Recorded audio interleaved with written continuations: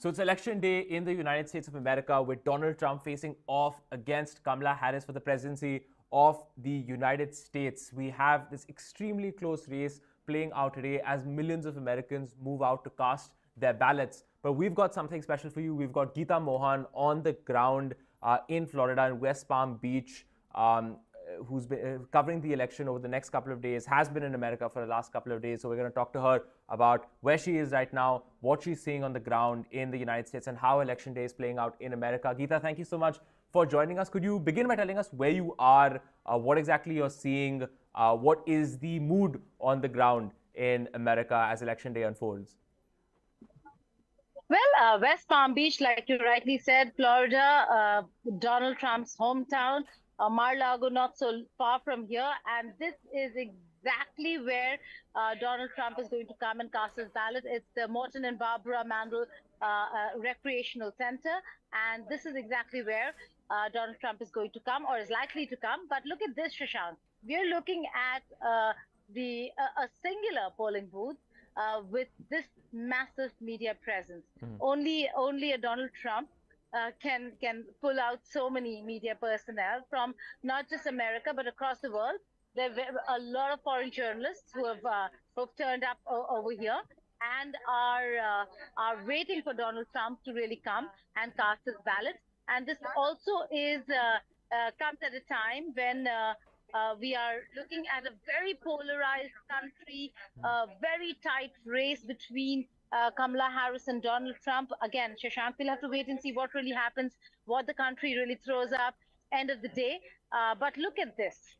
This is the media presence over here, wow, right outside the Morton and Barbara Absolute Drive, yes, Recreational Center. And a massive security presence, secret services, as also the local police. There were sniffer dogs just a while ago that went in to sanitize the entire area. And we do have a lot of MAGA supporters who've come out. There you go, Make America Great Again. Let's just go across and ask them. Sir, Make America Great Again? Yes. Are you excited? Have you already voted? Yes, I voted. You've already voted. What about you? You voted day one? Yes, early voting. I voted day one. And are you positively sure that Trump is going to return? Absolutely, no doubt. Why?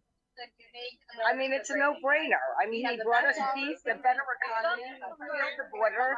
I mean, everything that man did was amazing. Okay. We need a change.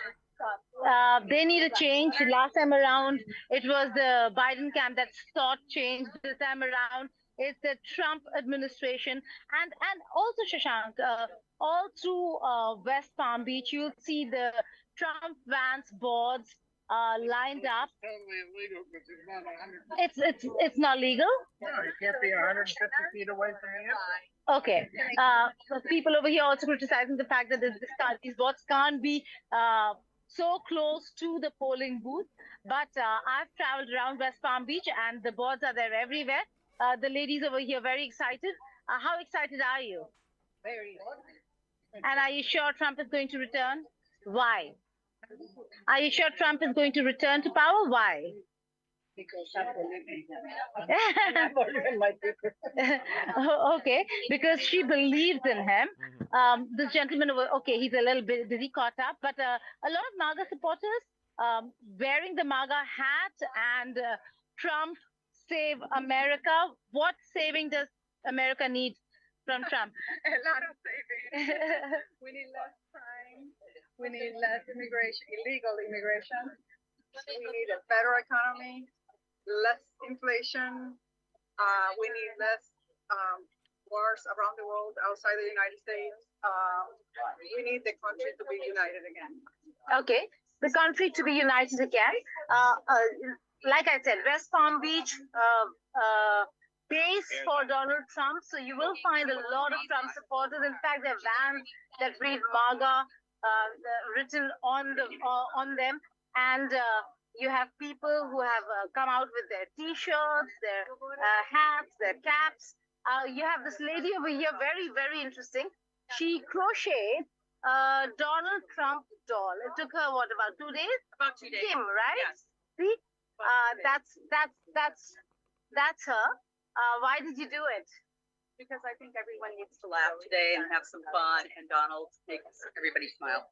Okay. And have you voted? Yes, How excited are you about the elections this time around? Very tight. The race is very tight. I'm thinking Trump's going to win in a landslide because I think there are a lot of people that don't admit they're going to vote for him because they're afraid of that backlash. But I'm very proud to say I did vote for him, and I'm encouraging everybody to get it done. I like the do. How much time did it take? The hair took the longest. The hair took the longest, but I have to say it's been worth every minute of it. It's getting a little undone in the wind, as you can see. The hair is coming undone, but yeah, it's a lot of fun. Okay. And in terms of the country, do you think there are a lot of Democrats who might vote Trump?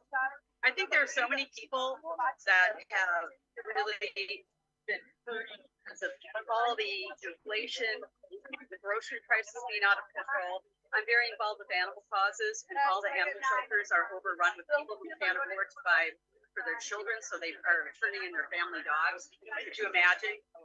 I've seen it on television. I've seen it in the shelters I'm involved with. To have to take your son or daughter's dog and give it to an animal shelter because you can't afford food. But that is the state of the country. That's pretty sad, but inflation certainly is. Like I said, Shashank, we were discussing issues earlier. One of the biggest issues this election has been inflation, economy. Do you think Trump can really revive, bring back the economy to its earlier position? Well, it's a mess, and I think he can clean it up, and I know he can. When he was in office, everything financially was better. The disintegration of the country under Biden and Harris, and truthfully, the borders are a mess, and that is something that every American is feeling. And open borders are not the way to run our country. I believe in people coming into this country legally.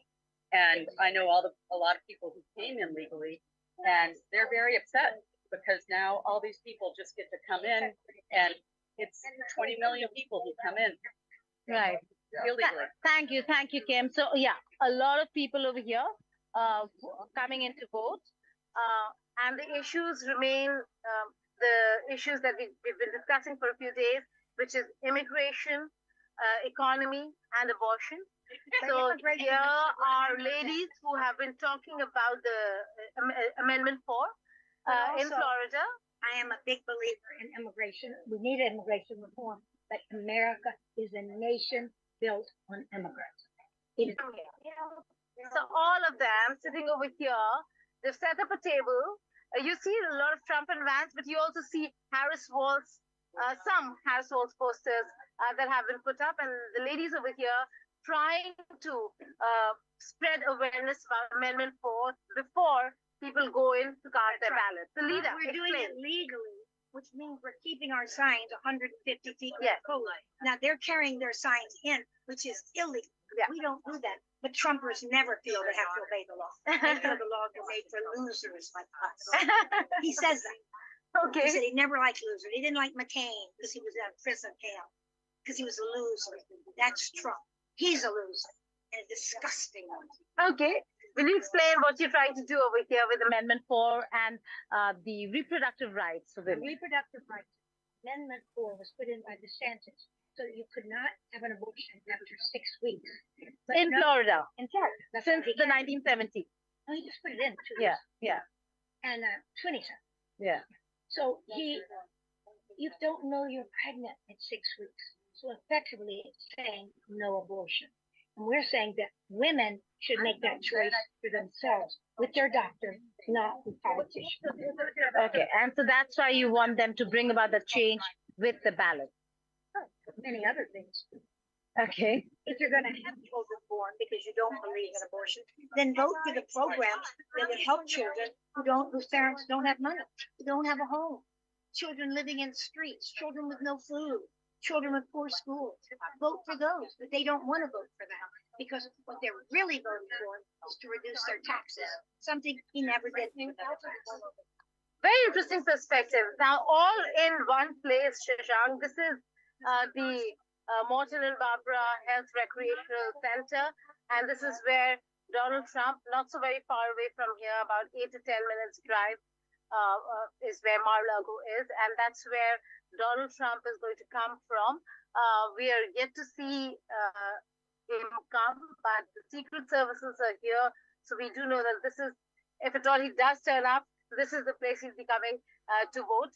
But look at the flags up there. There are huge flags that have also been put up, and the flag, the American flag, has Donald Trump's picture on the flag itself. So that's America for you. There are many vans that have also come up over here, and like I said, with MAGA written on them. This is how every street at West Palm Beach really looks like today. Every street, every corner here in this part of Florida is absolutely covered with Trump and Vance posters saying "Make America Great Again." Right, Geeta, if I could ask you one question, you've been on the ground in New York, you've been here as well. New York, of course, seen as a Democratic bastion. Florida, of course, being a strong bastion for the Republican Party. What is the difference in the moods there? We keep hearing about division and partisanship in the United States. Is that something you're seeing on the ground? Absolutely. It is a very, very divided nation today. More divided since Trump entered politics than it had been in the past. We do know that the voters over here primarily know exactly, or they're affiliated to a party. Not all of them, but most of them. The cab driver who brought me to this place early this morning, I was talking to him and I asked him if he's going to vote. And he said he's not going to vote because he's not going to vote Trump. And then when I asked him, then why isn't he voting Democrat? He said, because I'm a registered Republican voter. A registered Republican voter does not want to vote Democrat and certainly does not want to vote Trump. So is not voting. Right. Those are scenarios and cases that you'll see in both parties. Even in the Democrats, there are certain people who are registered Democratic voters, do not want to vote Kamala, and therefore are not going to turn up. The bigger challenge for the Democrats, Shashank, is going to be, even in such a divided country and in such a tight race, is to get them out to vote. That's the most difficult part. Republicans still are more mobilized. Even over here, if you see the mobilization, the way they've come out, the way you see them wearing those the MAGA caps and T-shirts, the whole paraphernalia, works with them. All of that. You see that there is more mobilization when it comes to the Republican Party than the Democratic Party. And should the weather turn, like Rohit yesterday was saying, then it will be very difficult to get the Democrats out to vote. That's how challenging it's going to be for the Democrats. And at a time when she comes from the incumbent party, she should have had a great lead. Not having a huge lead in itself is one of the biggest challenges for her. And in such a close, tight race, if Pennsylvania turns, Shashank, then it's game over for Kamala Harris. So yes, we are seeing a lot of change in how, you see, all the doxes are out. We are looking at everything at play over here. They've put in their best. Yesterday, they went to swing states, both Kamala Harris and Trump. And the past few days, they have been in the swing states trying to get all the voters out and trying to woo voters as much as they can. They know what's at stake over here, and the stakes are very high. The race is very tight, and Kamala Harris, Donald Trump, they will have to put in their very best. They already have, and they've done it. But now we'll have to see which way the country really votes. It is going to be a very divisive voting pattern that you see. But then again, the issues and agenda remain the same. It's just voters divided on those issues when it comes to their own party affiliations as well. Abortion being one of them, where you'll see a lot of women voters across party line who will be voting Kamala Harris. On the other hand, those who think and feel very strongly about immigration are actually looking at Trump, irrespective of which party they're from. There are Democrats. From the Indian community, I know of registered Democrat voters who are voting Trump this time. So a lot of people from the Indian community are looking at Trump. They do think that Trump is better for India and India-US relations. And so they're looking at Trump too. So it's both ways. You'll see a lot of change in pattern amongst registered voters as well. Right. When it comes to inflation and economy, the third very important aspect in this election, it's a divided house. Those who support Kamala do say that she has a plan in place and she will fix the economy. And those who are Trump supporters actually talk about how most of the problems arise from America having gone through so many wars. And if they had not wasted all their money there, they could have fixed the economy long ago. So again, very, very polarized space when it comes to the politics of this country.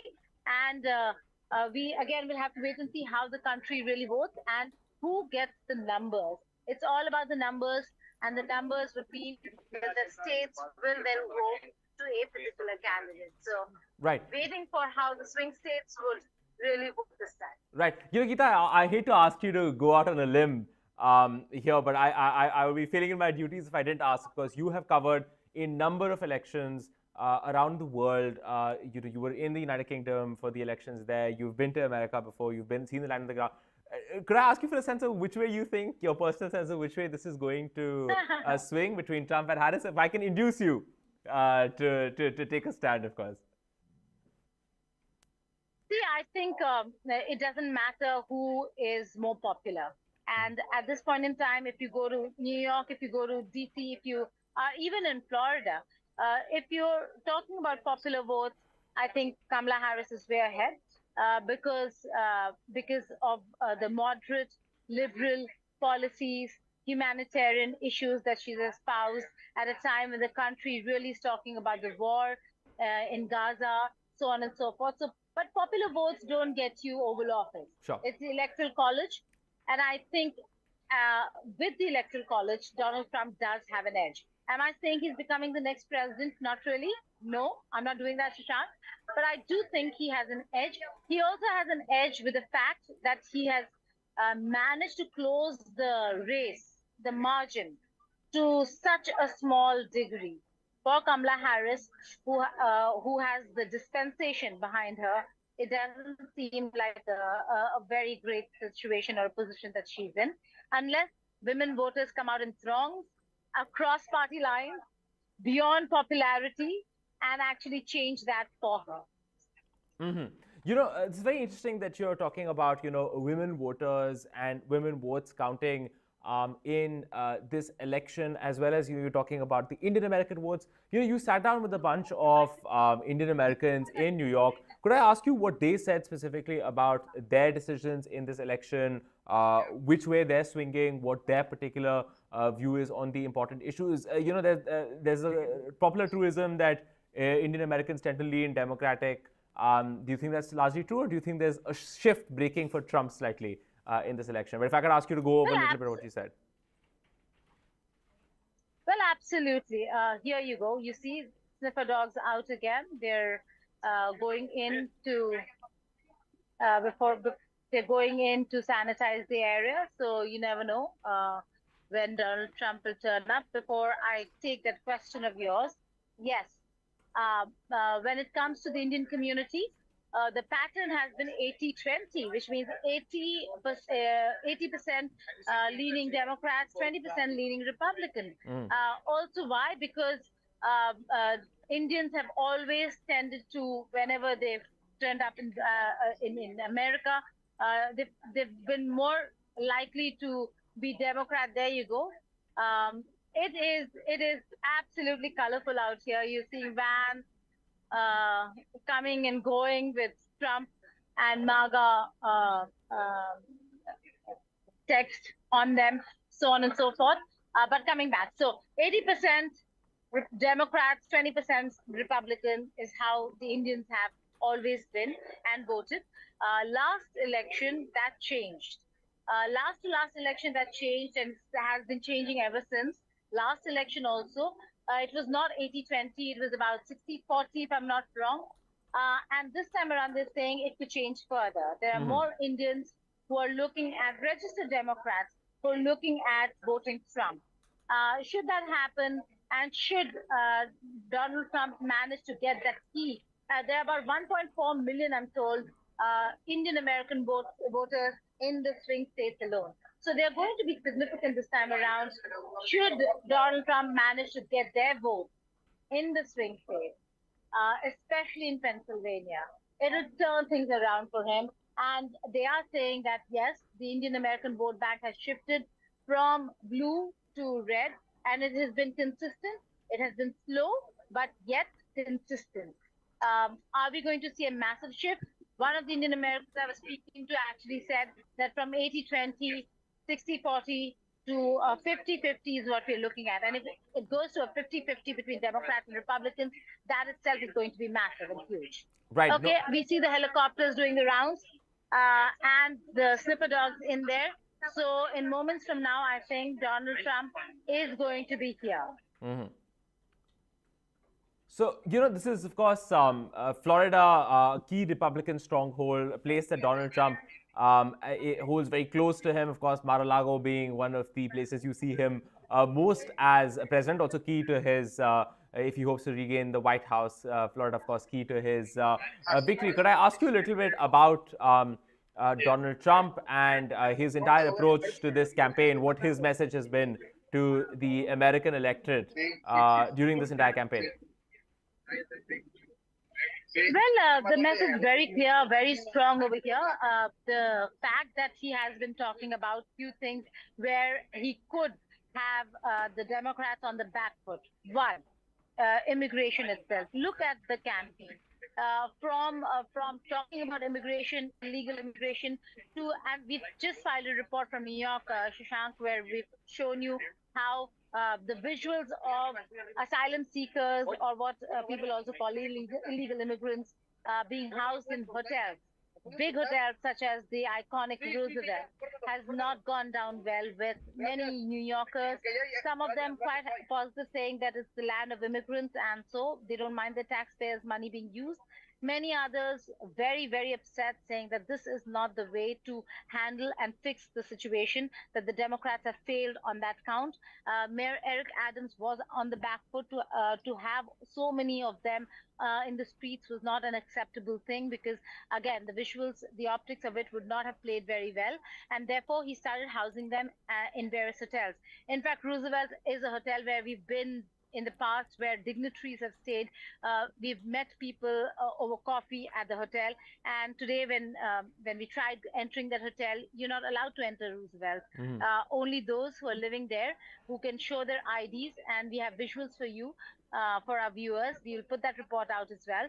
Only those with IDs can actually enter that hotel, and they're all asylum seekers, or what are also termed as illegal immigrants. So he has a very, very strong, he went very strong on that illegal immigration front, where Biden-Harris administration were on the back foot. In fact, she spoke about having gone to the border. They had not gone. She was on the back foot on immigration and how she's going to handle them. So that certainly is one very major aspect, to the extent that he actually went quite extreme. He started talking about the Haitians. He started talking about immigrants in a really bad light. So the difference, the thin line between illegal and legal immigrants was somewhere, if you see, breached. Mm-hmm. The other very important issue that he really pinned the Biden-Harris administration, because he could not have done much. He was on the back foot on the abortion count, reproductive rights count. But on this, which is economy and inflation, again, he went to town. He ensured that the messaging on inflation, exactly why you have women over here talk about how affordability of basic supplies and basic necessities has just become a real concern for these households.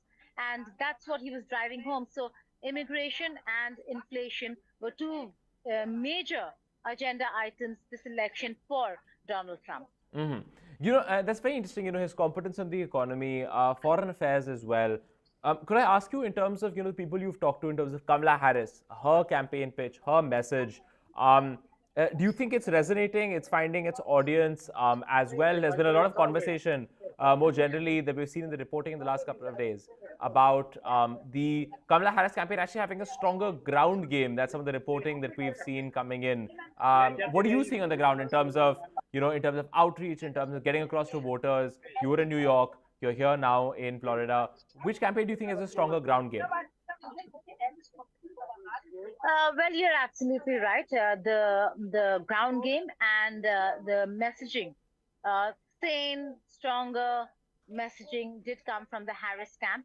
They were very, very clear on what they wanted to say. The reason why the interviews were few and far between, she did not really want to be on the back foot with having said something wrong. They handled that very carefully, to the extent that she invited criticism for not having been open to the media enough. But yes, on the messaging on economy, on what they want to do, on immigration, how she wants to handle it, and particularly on abortion, and pinning Trump down on that count was something that that they managed very well.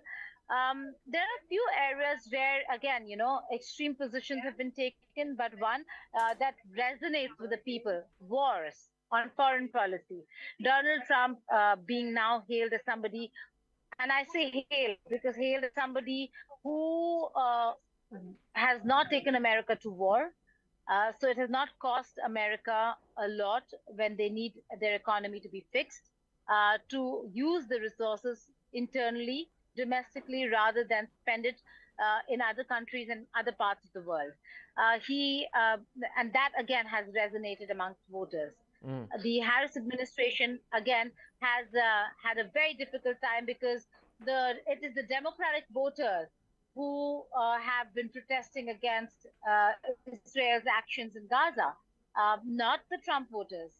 And so for Harris administration to really explain that has been a difficult one, although they've tried very hard.